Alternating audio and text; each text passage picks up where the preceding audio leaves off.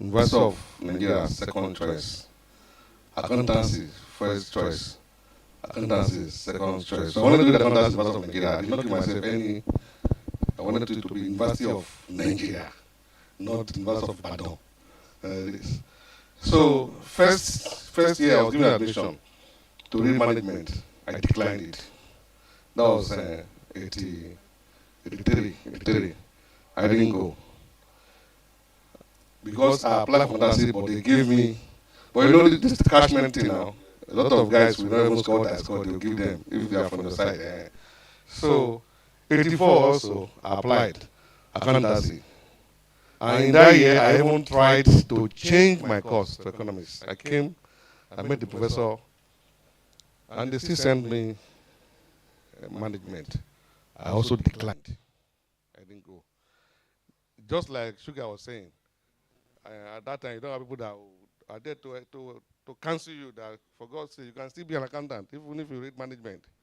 Then in 2000, in 1985, I applied again, and they gave management again. And somebody said, please, go and do this thing. You can. So I entered 1985, and I said to myself that the following year, I would change to accountancy. But, having wasted 2 years, and then I was trying to change. They were telling me that you have to go and start from year one. I said, this is where they decrease.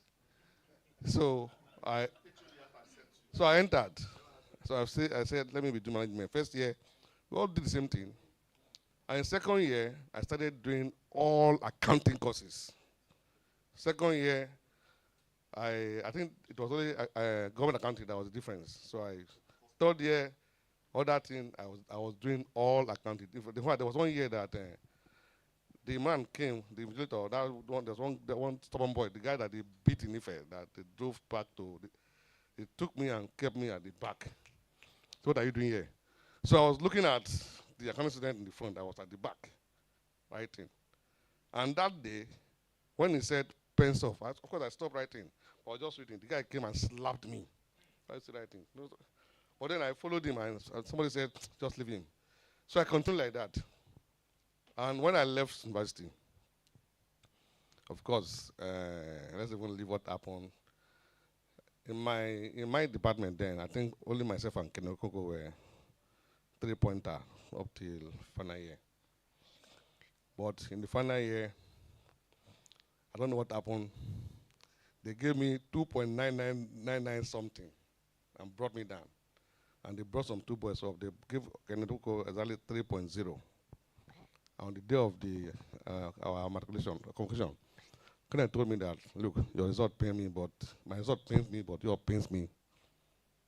So anyway, we came out. Of course, immediately I wrote my accountancy. We wanted to become accountants a long time. You don't have it in mind. So when I came out, I wrote my accountancy. I wrote my icon. I did foundation. I didn't go for any classes. I just, like you said, I just pick all past questions, review them. I went to go and write. I cleared the foundation. Did PE2, also cleared it. And then I wrote PE3. Sorry, P1, P2. Then it was P1, P2. And then they gave me, what do you call it, reference in audit. And of course, I qualified I think in June 1994. After that, I entered into the finance house, where we eat brokerages. We give out loan and started collecting brokerages. Then the finance house collapsed, and I entered into the brewery. I was in Sonar Breweries. I was employed as a credit controller. So in Sonar Breweries, of course, after my account, I didn't do anything for some time. In 1998, I started to do my MBA. That's University of Lagos. I specialized in finance. Immediately after that, I applied for MSc Economics. And of course, because I did business admin, they said I have to do PGD. But I wrote an appeal for them to allow me to do MSc directly, and I attached all my manuscripts. So I was allowed to. So I was one of those people that were allowed. So I did my MSc Economics. And after that, I had to go and read law. So LLB, but I didn't go to law school up to now. For several times, my name will appear. I didn't bother to enter. You know that man like money. Say I like money. So in 2001, the federal government of Indo for public or for private sector participation in the power sector. And I said to myself that one day this power sector is going to be like a telecom. So I joined the first PPP initiative in the power sector. So we're the pioneer, private sector initiative that entered into the sector then under a program called ROCM, Revenue Cycle Management. That was how I entered into PSCN. And I work with quite a number of people there, engineer. So I joined the ROCM for Shomula and Ikorodu. At that point in time, I was the only black man among my team. I came in as a finance specialist. And of course, I took my time to learn a lot about a lot of things. It got to a stage that even when I have meeting, South Africans were just at the, have to be at the background when we're having meetings. And then the ROCM is supposed to dovetail into other PPP arrangement. So with that move from ROCM to MBM, the ROCM was at the district level. The MBM was not supposed to be at the company level. Then they have now unbundled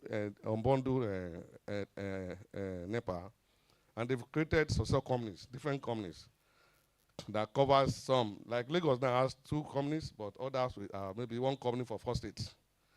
So we bidded for 3 of the companies. That is Ibadan, Benin, Port Harcourt. So when the result came, I think my company was number 3, but a company called Manitoba came last in that bidding, and they petitioned the government of Obasanjo then. And so what they did was to say, okay, they should send those bids for a re-evaluation. So they sent those bids to the Republic of Ireland to a company called Lowy Consult to re-evaluate those bids. And when the bids came, we were the first, our bid.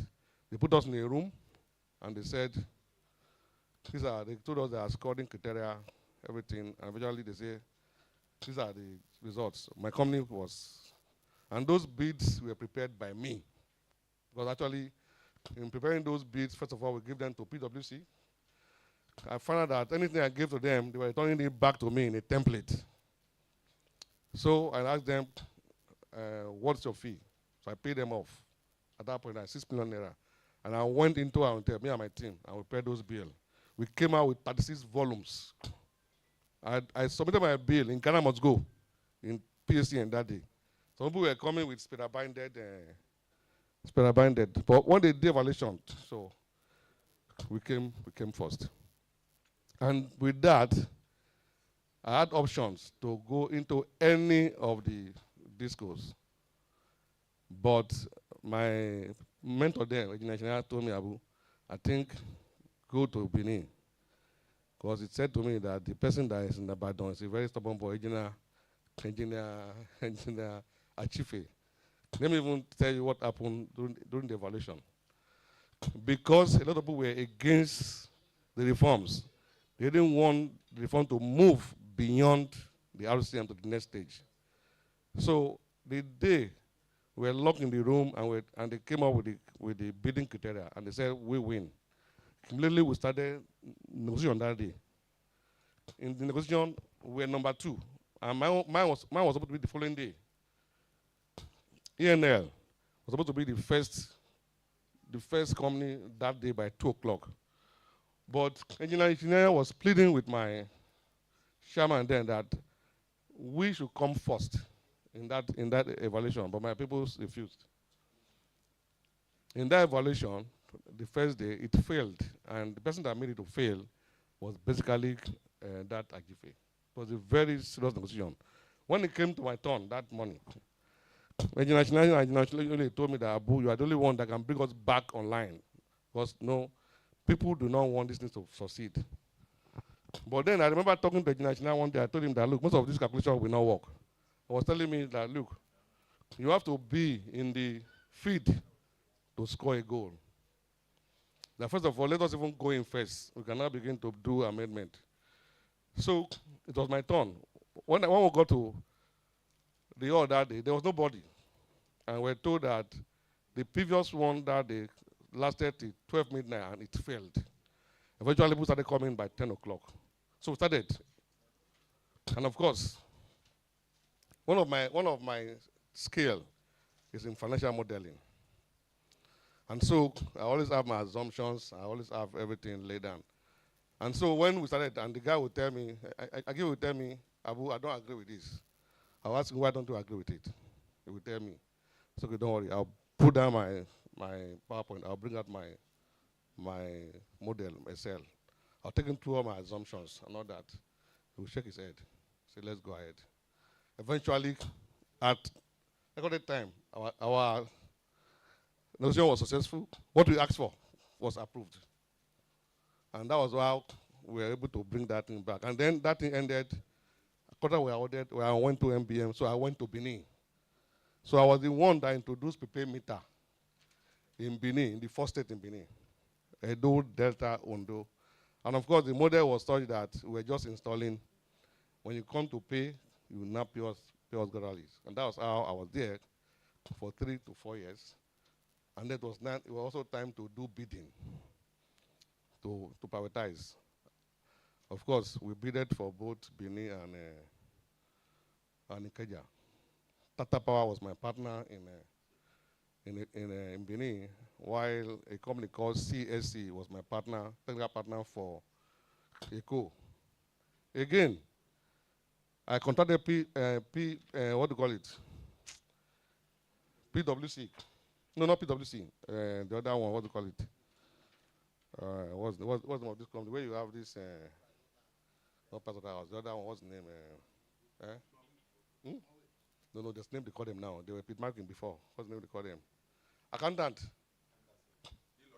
After, PwC was the other guy, the other people, where you have that tall guy. Not Deloitte.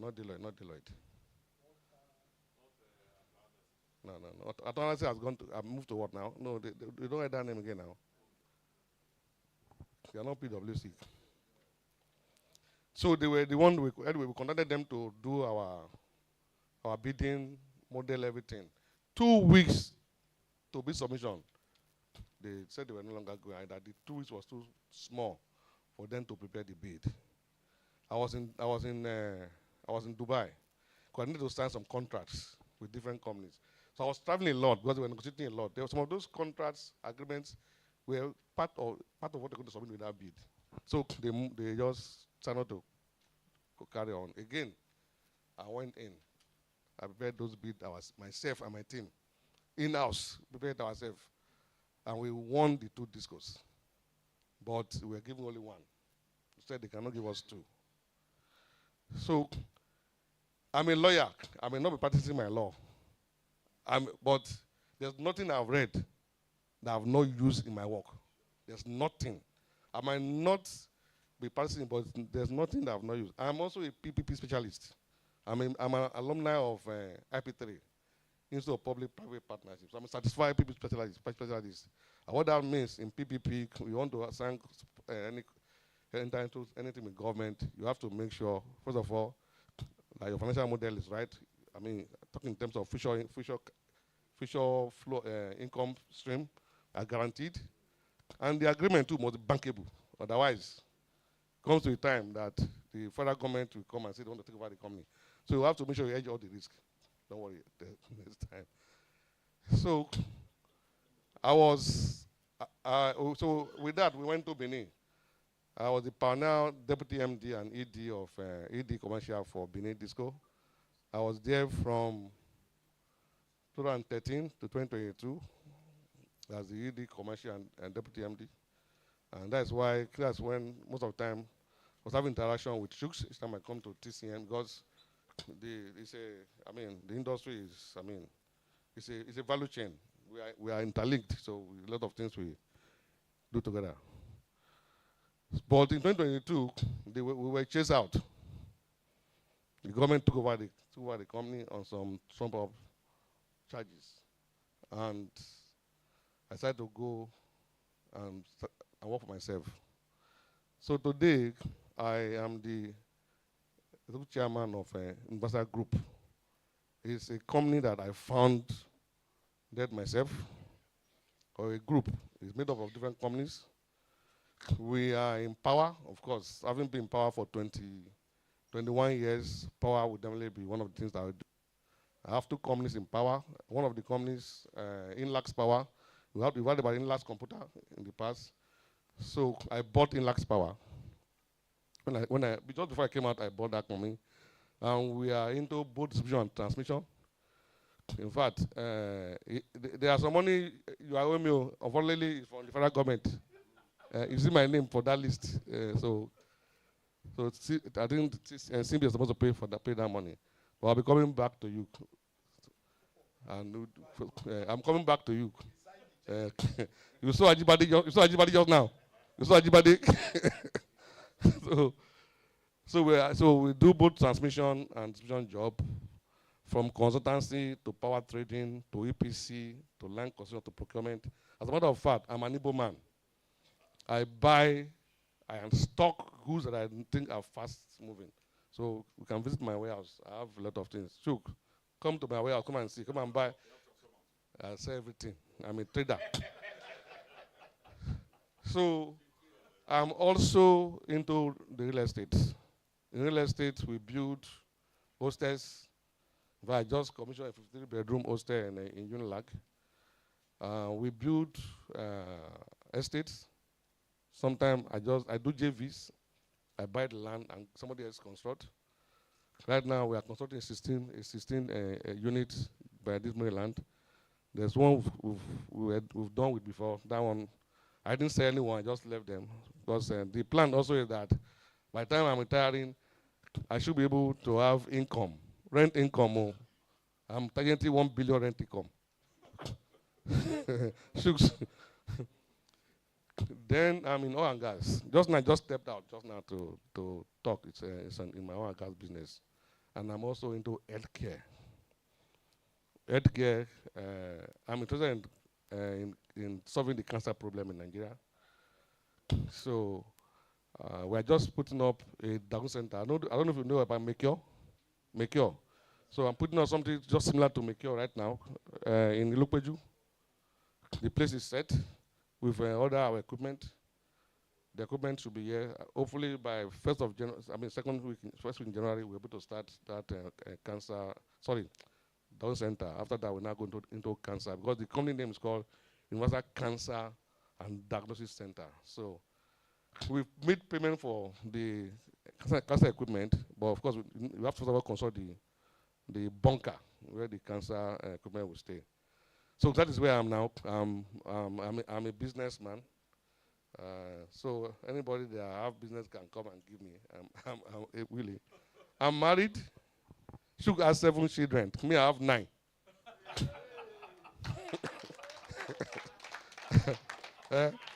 Anyway, it's very simple. Only one. You know what happened? When I left university, I got married early to 1999. But I had about 18 years delay.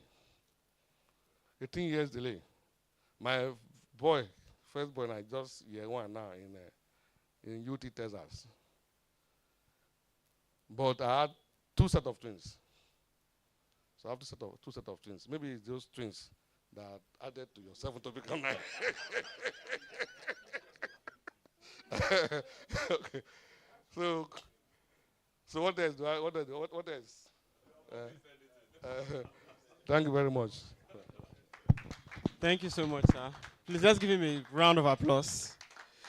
Okay, at this point, one of our speakers is here, and he has been here for a while. So at this point, we'll pause the members' introduction and we'll continue from where we stop after a bit of other program so that we can buy time. At this point, I'll be calling Mr. Ikechukwu Mbakwo to please give us a citation of our speaker. Thank you, sir. Thank you very much. It's a special day for all of us. How I wish it's the introduction that's continuing with me, but nevertheless, I'm here to give the citation for our first speaker. A perfect gentleman. He is a life success coach, a people and organizational development strategist, a certified management consultant, a fellow of the Institute of Corporate, certified artificial intelligence consultant. For his career and work experience, he started with Nda Chemson and Company Limited as a bank operator. He worked with Citibank Nigeria as a deputy support service manager. He has distinguished himself in so many other jobs. He was a lecturer in Word of Faith Bible Institute, a guest speaker on DSTV programs, Vivid View talk show. He has hosted the Billionaire Workshop on Star FM from 2008 to 2010. He's presently the founder and the Chief Executive Officer of Giant Strategies Limited. He's also the founder of Life Champions Christian Center, where he grooms Christians who want to work for Christ. Gentlemen, please join me to welcome to the podium Mr. Yomi Philip Babashola. You're welcome, sir. Good afternoon, sirs. It's a great privilege for me to be here this morning. When I got this invite, I was a little bit taken aback because I know I'm coming in to speak to elders. As a Yoruba man, I like to do the Omoluabi type. I greet the elders in the house. Yeah, so that I can also become an elder. Yes. Yeah, this afternoon, though my time has been, I don't know, but I've been here for like almost an hour plus or two, but I also have some other engagement, but I'll try as much as possible to do justice to what I have this afternoon. So the topic before me this afternoon is forging ahead in times such as this. Ladies and gentlemen, as we all know, that the very season where we are now, things are a little bit difficult. But I'm not surprised. And when people complain, I'm always wondering what is going on. Because things have always been difficult. This is not the time that we should complain. I remember the days of austerity. I remember the days of structural adjustment programs. We've been adjusting and adjusting and adjusting. So we are used to it already. So when people complain things are difficult, I find it difficult to believe because it has always been there. But there's one thing I know about life. There's nothing I know that you elders don't know. That life operates on the wheels of seasons. Time comes and time goes. In our personal lives, we have good times. In our personal life, we have bad times. We can't stop them. The seasons of life are climatic in nature. The same way we have rainy season, we have winter season, we have all kinds of seasons. But there's something I know that we normally do. Anytime these seasons come, what do? We adjust. Am I correct, sirs? We adjust. I remember many years ago when I was deployed to Citibank, and I don't go with my car. I woke up as early as 4 o'clock. I stay at Ogba. And as I was about to step out, the rain started. It was very heavy. And I was dressed like this. As a matter of fact, I was on tie. My wife gave me umbrella. Halfway, the wind took off my umbrella. Halfway, flood everywhere.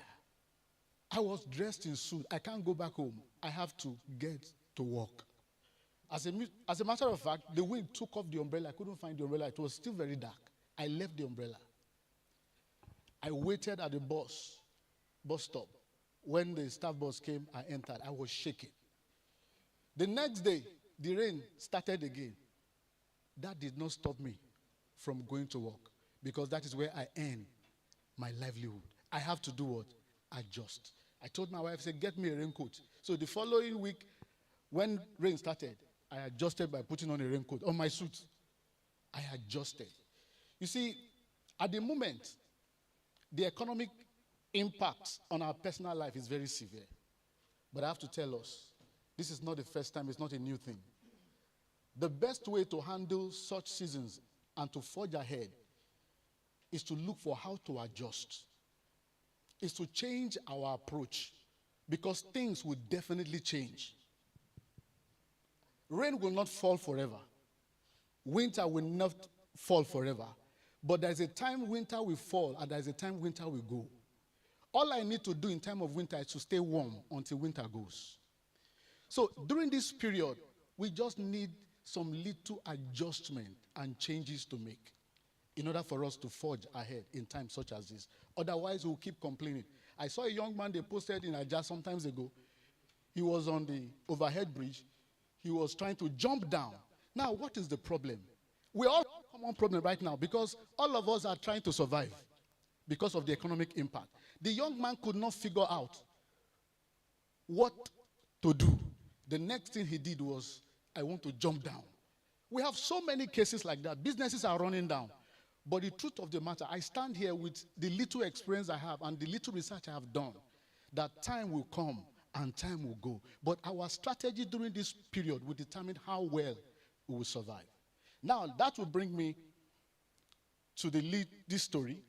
There's this story of a hat seller. Maybe some of us, the elders in the house, are aware of these stories. Because there's nothing, I'm sure most of us are well read. This hat seller was selling hats. And all of a sudden, he got tired and he sat under the tree to rest. And all the hats he came with were on the floor. By the time he woke up, he couldn't find the hats again. He was looking for the hats. And he looked up on the tree where he sat down. He saw monkeys, plenty. All of them were wearing the hats. Even the only one he had was the one on his head. He was wondering, how do I get my hats? These hats are for business. He looked and he was scratching his brain and he was trying to do all kinds of things. And all of a sudden, something came to him. He took his hat and he was fanning himself. All the monkeys took the hat and they were fanning themselves. So an idea came. So he took the hat again, he put it on his head. The monkeys put the hats on their head. He said, something is about to happen. So he took the hat and threw it down. All the monkeys threw the hats down. So he was able to survive that period by changing his approach, by thinking, what's the way out? So he gathered his hat, he left. So a time came, he passed on, he died. So the son inherited the business. So the son also had the same encounter. He was coming. He sat down under a tree. He was tired and he slept. So he dropped the hats. So when he woke up, he was looking for the hats. He couldn't find the hats. And the next thing he did was to look up because he had heard something. He heard a story. So when he looked up, he saw all the monkeys wearing their hats. Ah, wow. I know what to do because, my dad has told me the story. So he took his hat. He fanned himself. The monkeys fanned themselves. So good. He took his hat, put it on his head. The monkey put the hats on their head. Then the next thing, he dropped the hat on the floor. The monkeys refused to drop. He took the hat again, dropped it on the floor. The monkeys refused to drop. So the last time he dropped it, the ringleader, the guy, the monkey that is heading them, jumped down and gave him a dirty slap. Are you the only one that has father? Our own father too told us the same story. Now, he should have known that things have changed. What he was supposed to do was to change approach. He did not. That was where he failed. Ladies and gentlemen, when things are going wrong, the first thing we should think of is how to change approach. Yes, a lot of us here are grandfathers already. That's why I said I didn't know. I already knew that I'm coming to meet elders, and I've been praying to God that what am I going to say before these elders? And I'm sure that God is helping me. Now, that will take me to the next thing I'm about to say. I'm sure God already knows that I'll be coming here. That was why I had that encounter. I was in my office. I resigned 2 years ago. I worked in a company in Daxon & Co. that is a customer to Citibank. So I was assigned to Citibank for 18 years. So I worked with all the multinationals. I had a lot of experience in managing some of these clients. So by the time I was leaving, I decided to establish, that was where I met Mr. Nathan. I decided to establish my own company, Giant Strategies, helping organizations with all the business ideas I have. So this man walked in, and the man was staggering.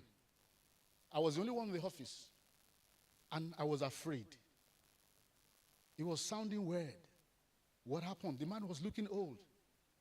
I offered him a seat, and I said, how may I help you? He was just looking around. He said, sir, he said, what can I do to better my life? At that point, I was afraid. And I said, sir, may I know your age? He said, I'm 67. I was perplexed. I didn't know what to do. Because the kind of people that walk into my office are all these young people that I can, and they've been doing well. A lot of people come, I give them business ideas for free, and they run with it. I was blank. What do I tell 67-years-old man? How do I explain? And I began to interview this man. What is the problem? And the man had a very good academic background. He worked at Alausa, he worked and everything. He said, all the while he was on the job, he forgot himself. So when they paid him his pension, he left, he established a business, and the business wasn't doing well. And the business packed up. He said he has been suffering since then. He said, my guy, what do I do? I tried to see what I can tell you to do. I said, sir, what is your passion? He said, drop that side. He said, we've heard about those things. He said, at this age, passion will not work. He said, how do I survive? How do I eat? How do I manage? So I now knew that I'm in for something, a difficult task. And by the time I investigated, the business he started was in a wrong location. It was a very good business. But he kept on doing business there, and the business was in a wrong location.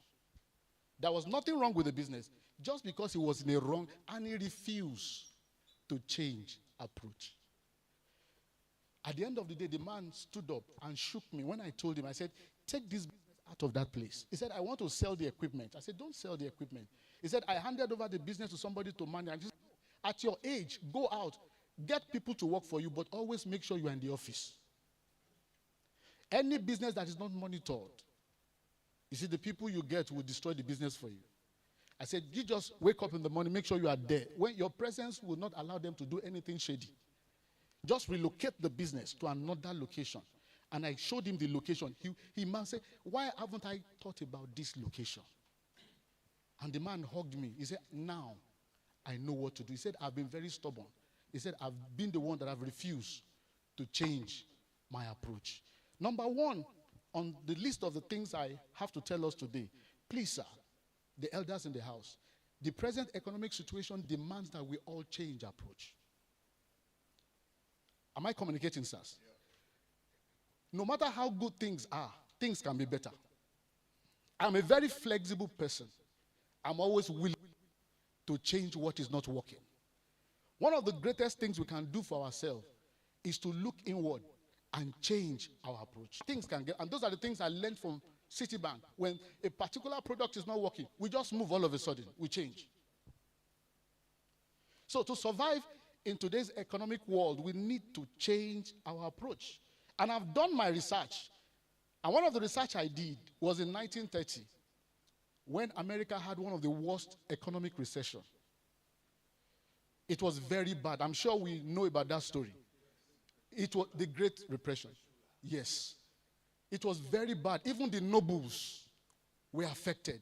I was told that people will queue on a daily basis for food.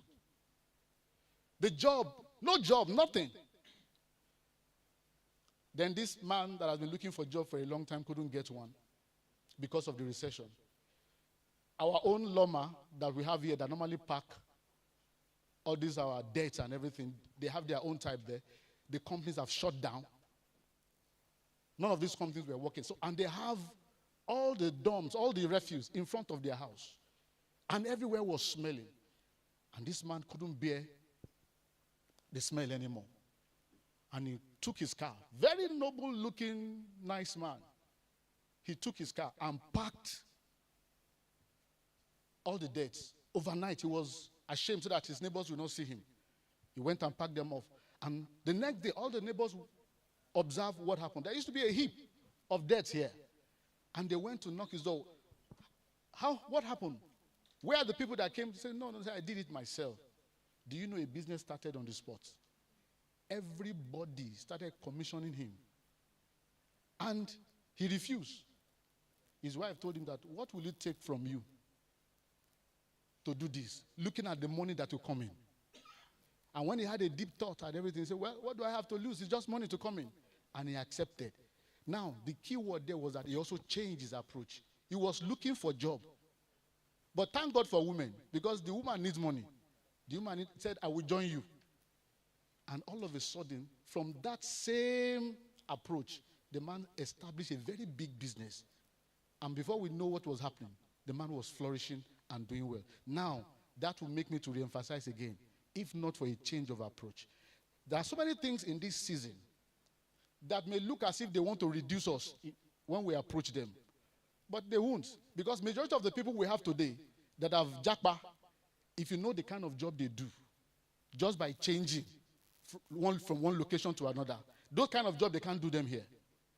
But because you need to change approach, some things you may need to stoop low to do. At my age, when I offered that man that came to my office some suggestion, the first thing he told me, he said, at my age, I said you can sell water. Because when I was trying to look for alternatives, I said you can gather money, set up where you sit down in the morning and be selling water. He said, in a street where I've been a landlord for years, I'll now be selling water. I said, which one is better? Is it that you die of hunger or you sell water?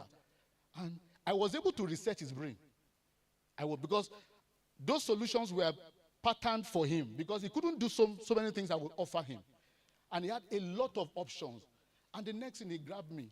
He said, how much do I pay you? I said, don't worry, this one is a seed I'm giving you. He said, I will come and give you feed. He was so happy when he was leaving, but he was ready to change approach. So the bottom line this morning or this afternoon is that as I speak, a lot of things would demand. We are all family men. Some of us are grandfathers. Our children depend on us. My uncle told me something. He said, I have prepared myself in such a way that I will not wait for what my children will bring. If they bring it, it's for their own blessing. If they don't bring, because the children of nowadays are so strong-hearted. They hardly take care of their parents. I don't know whether you are aware of that. Yeah. Parents will have to be begging. Very selfish, and they don't care. They don't have conscience. Parents will be begging. By privilege, my uncle was the former airport manager of Maurice Ala Mohammed International Airport during, what's it called, Jonathan's time. And he told me, he was the one that groomed me. He was my mentor. He said, one of the things I want to tell you is that build yourself in such a way that you will not wait for what children will bring. Build yourself. He said, these children of nowadays, they are heartless. He said, build yourself. Have reserve. He said, today, if they bring it, I will pray for them. If they don't bring it, I will eat. I learned that wisdom from him.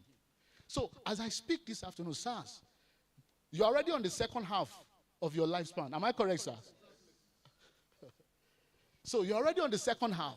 So, the business you have on the second half of your journey is what I'm... Sir? Exactly. Consolidate. So it would demand that you have a change of approach to some of those things. Now, what are the things we are going to be changing? Sir, am I free to go on, sirs? Yeah. What are the things we need to change? We can't struggle like the Gen Zs. We can't beat them to it. Their game now. But as elders, as people on the other side of life now, the best way to forge ahead in this kind of season, and the best way, or the things we need to change, is our network. I'm very happy when I saw our big daddy here talking about some things. I was very, very happy. I said, when I grow up, I want to be like him. Sir, where are you, sir? Is he here? So, I said, I want to be like him. I really admire you, sir. I really admire you, sir. One of the things we need to do when we gather here for alumni association, please, the strongest weapon we can use at this time of our life is networking. We don't have the strength again. That's the truth. You can't run the way you used to run again. That's the truth. I remember my dad of blessed memory that used to beat me if I don't stand up on time. At the end of his life, I was the one carrying him. In fact, as a matter of fact, my Christian journey was very rough. They will wake up by 4 o'clock. I would refuse to wake up. I would go and hide inside the toilet. He will beat me, but thank God for the good legacy he left. The day I lectured him in the Bible school, he was crying. He shed tears. The day I was lecturing him, he was crying. But one of the lessons I learned from him before he died was networking. You don't have any strength again now. Yes, you still have strength, but your strength now should be your network. And as we all know, they said our network determines our net worth. You don't have that energy again. Who are the people you know? I told my wife recently, I said, if you don't have money, you don't have people, you are finished. Who are the people? I'm very happy for this kind of settings. Our network is our strength now. Who are the people you know? A friend of mine, Dr. Maxwell Luba, he's the one that trains for UBA and all this.